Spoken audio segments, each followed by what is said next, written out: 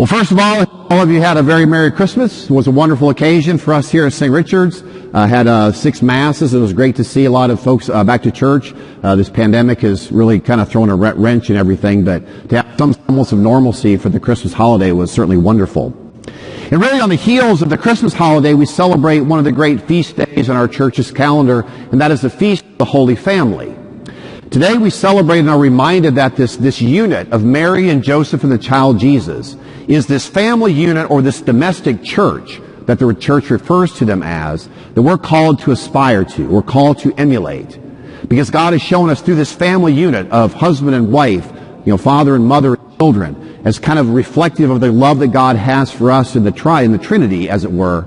We're called to embody, we're called to imitate, and we're called to experience in a very practical way all the things God desires for us, both the good things as well as the challenges. Because we know that even the challenges, the sacrifice, the pains and sufferings we experience in the family is also a means of our redemption. Again, we're people of the cross. We look at a crucifix every Sunday when we're here, and we're reminded that it's through willing acceptance of suffering and death, willing acceptance of inconvenience and death on a cross and bearing these crosses, that full life comes to full fruition. And so the family provides that in its most basic element. All of us raised in families, we've had good times, we've had bad times. I always kind of joke about the Thanksgiving and Christmas holidays in the Bond household was always good for at least one fight. Never a fist fight, mind you. Usually it was alcohol fueled, but it was some sort of disagreement. But we look back on that and you're kind of thinking, oh, family life. If all of us survive our families, we've probably done something. But again, God points to us today to this unit, this domestic church that is a bond of unity and love, where we begin in a very practical and almost a basic type way to understand the experience of God and God's love for us. But although we're called to aspire to this ideal of father and mother and child within this unit of the domestic church, this feast falls against the backdrop where in America in particular, the family continues to be in trouble. For example, the latest statistics from the census put out by the Centers for Disease Control says that in 2019, marriages in America fell to their lowest level ever. Fewer and fewer people are getting married today.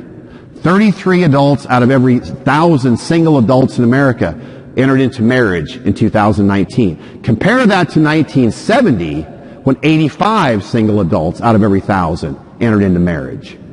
And there's a whole host of reasons why that is. Again, people are delaying marriage to a much later date. Some people are just foregoing marriage. They've kind of adopted this mindset we refer to as serial monogamy.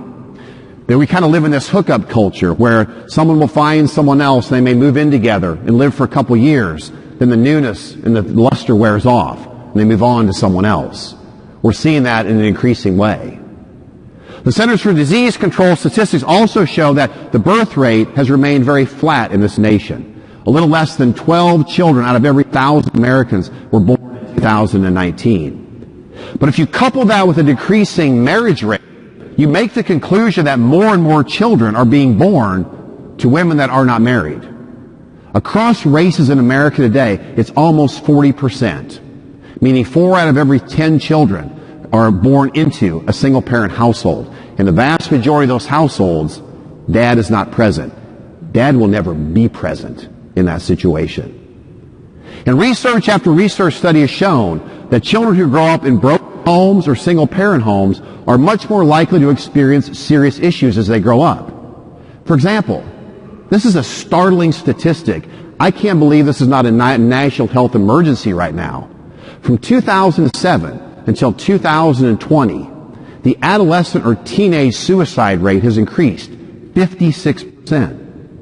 56%. From 2007 until 2020, teen suicides have shot through the roof. How is that not a national emergency? Yet here we are, looking for all of these explanations, all of these solutions, and we look to a number of different things. But I think anecdotally, at least from what I've seen, and I've been in this game a long time, I've been having a ringside seat for marriage and family life for 23 going on 24 years as a priest. And I hear all sorts of explanations about what the solution is to the family crisis in America. And I can sum it up, the solution, in 2 words.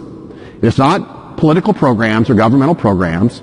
It's not substance abuse. It's not any of these things that often make the news.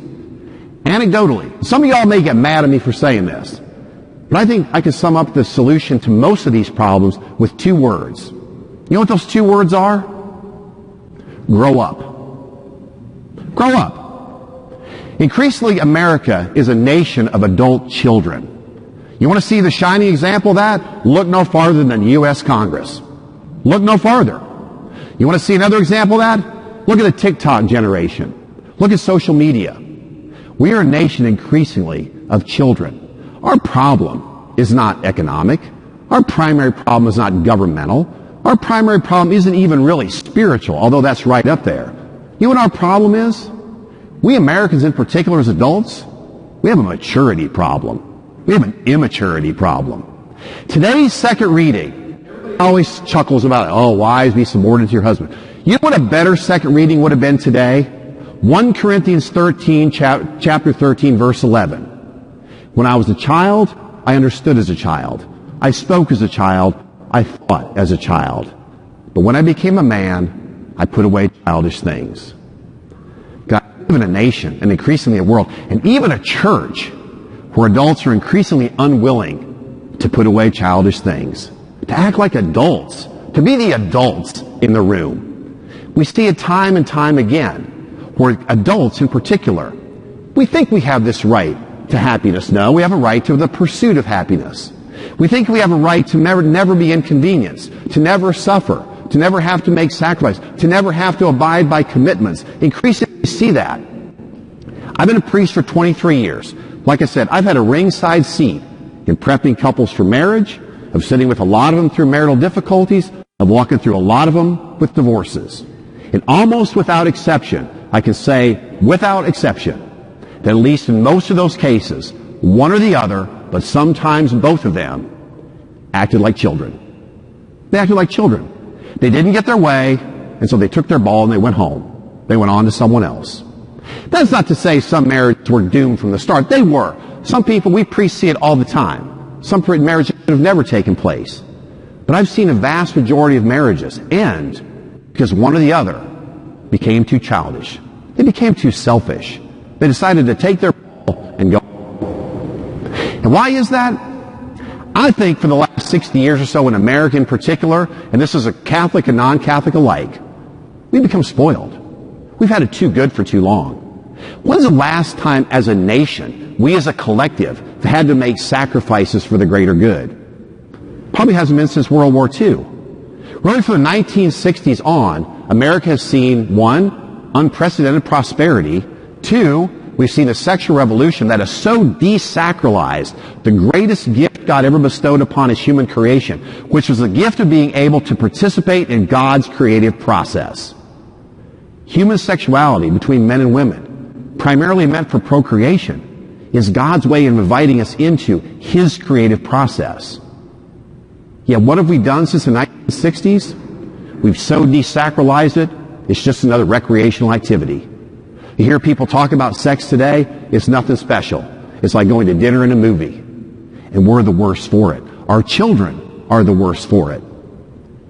Today, as we celebrate this Feast of the Holy Family, the church calls us to aspire to something more than the cultural blueprint that's presented to us as a people. And make no mistake, Catholics are no more immune to this than non-Catholics.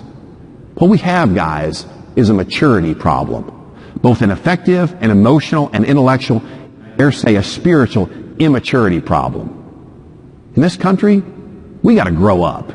We really do. Some of y'all want to get mad at me and bombard my email box. Feel free. I've been in this thing a long time and have seen a lot of stuff go on. And almost without exception, I can say, when you become a man or a woman, you need to put away childish things. Guess what? Commitment demands sacrifice. Raising kids is difficult. We don't just walk away from those commitments. One thing I hear time and time again when people go through the divorces, mommy or daddy deserves to be happy. No, mommy and daddy need to act like adults. They need to honor the commitments they make. What God has brought together for many of them, God is not somehow going to abandon you at some point. That's what we call marriage a vocation, family life a vocation. So many of y'all, when you got married, We're convinced God brought you together. Why 5, 10, 15 years down the line do you think God has somehow now abandoned you? Nothing could be farther from the truth. God doesn't jerk us around like that. As we call to aspire and see the Holy Family as that quintessential model to emulate today, let us ask God first and foremost to give us the grace to be adults within this relationship, to raise our kids as they should, to be contributing members of society, so when they become adults, they can put away childish things. Trust me when I say this. We have a nation of enough children. We have a nation of enough children at the helm of power.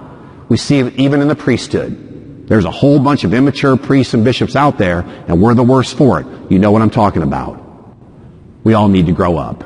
We all need to aspire to that adulthood that God has destined for each one of us, so that our families that are the domestic church, that experience where we first realize in a practical way God's relationship with us, can come to full fruition. And we as a nation and we as a church can be better for it.